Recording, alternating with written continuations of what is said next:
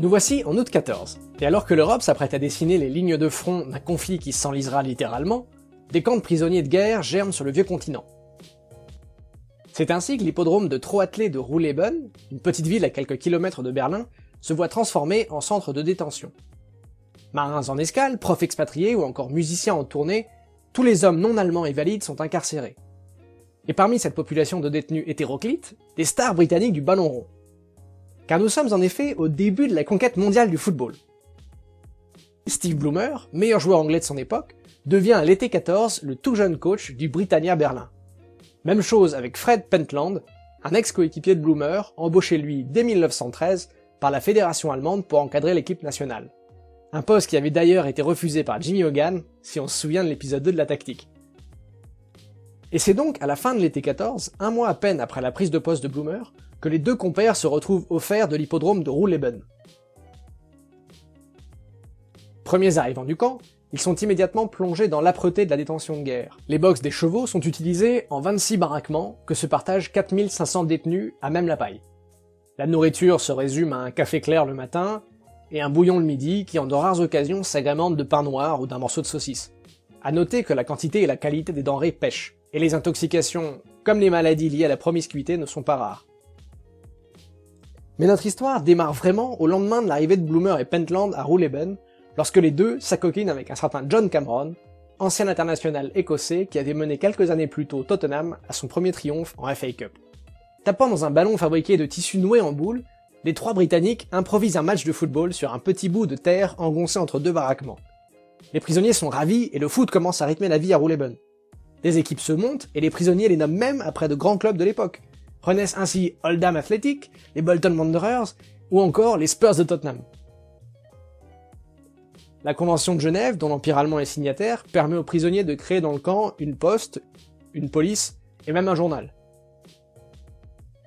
Les détenus ont le droit de gérer leurs affaires, sous l'autorité tout de même du baron von Taube, un militaire au caractère difficile et reconnaissable à son cigare vissé aux lèvres. Un matin, alors que Ruhleben s'éveille, von Taube se retrouve dans une altercation verbale avec un détenu britannique. La sanction est immédiate. Le football est interdit sur le camp. À l'insalubrité des baraquements et à la cruauté inhérente à toute captivité de guerre, s'ajoute désormais l'ennui, et donc le désespoir, ce que les détenus baptisent d'ailleurs le syndrome du barbelé, qui plonge nombre d'entre eux dans un mal-être violent. Après d'âpres négociations entre von Taube et Joe Powell, un Britannique germanophone parlant pour les détenus, von Taube accepte de revenir sur la punition. Le football revient et revigore le moral des captifs. Peu après, en mars 1915, un haut gradé proche du Kaiser effectue une visite à Ruhleben. Il rencontre les détenus et invite Joe Powell à lui communiquer les doléances du camp. Powell sait combien le football soulage les maux de ses camarades et saute sur l'occasion pour demander ce qui leur avait toujours été interdit jusque-là, la jouissance de la pelouse de l'hippodrome. Le général est d'abord surpris. Il s'en amuse et lui répond « Eh bien très bien, vous l'aurez ». Et ce fut le cas. Le football à Ruhleben se jouera désormais sur gazon. On charge ainsi Pentland de mener l'effort pour défricher la pelouse, laissée sauvage depuis le début de la guerre. Les détenus les plus bricoleurs s'affairent eux à construire de véritables poteaux de but à partir de planches de bois. Enfin, un certain Edwin Dutton obtient l'autorisation de l'administration pour solliciter ses parents qui sont propriétaires d'une échoppe de sport à Berlin. Ces derniers lui font parvenir des chaussures et des maillots. Powell crée même la Football Association Ruhleben, un ersatz de l'iconique fédération anglaise, pour organiser une ligue des détenus.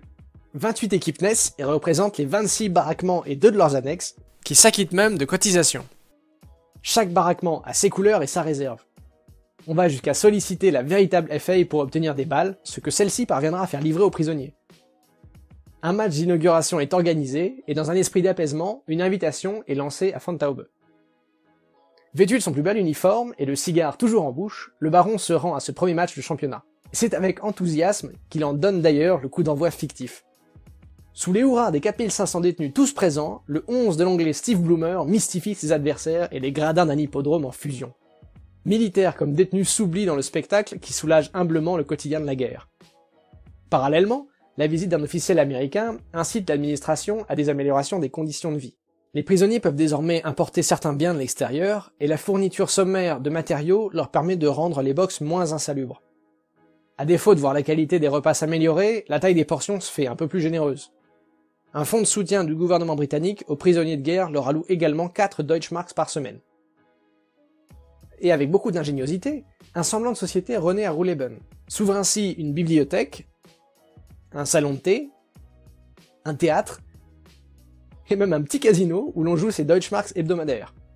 Le camp brasse tous les groupes sociaux et s'organise même autour de détenus de marque, des conférences et des cours en tout genre, parmi lesquels on peut compter de la physique élémentaire avec le professeur James Chadwick, futur prix Nobel de physique, ou de la musique avec Charles Adler, disciple de Gustav Mahler. Le réel demeure toutefois bien cruel. Les jeux de cartes et la possibilité de boire du thé ne sont que de brèves respirations pour des hommes qui se noient dans la maladie, les humiliations et le suicide. Un journaliste témoin de la vie à Rouleben note d'ailleurs que malgré les améliorations, on n'aurait pas fait vivre des cochons dans ces conditions. Et c'est exactement pourquoi le football prend une dimension folle dans le camp. Les hommes y trouvent une raison de vivre, une discipline quotidienne et une solidarité. Les équipes s'entraînent tous les jours et les matchs deviennent le cœur battant de l'hippodrome. À tel point qu'il est documenté que le niveau de jeu n'avait rien à envier aux meilleurs matchs du championnat anglais.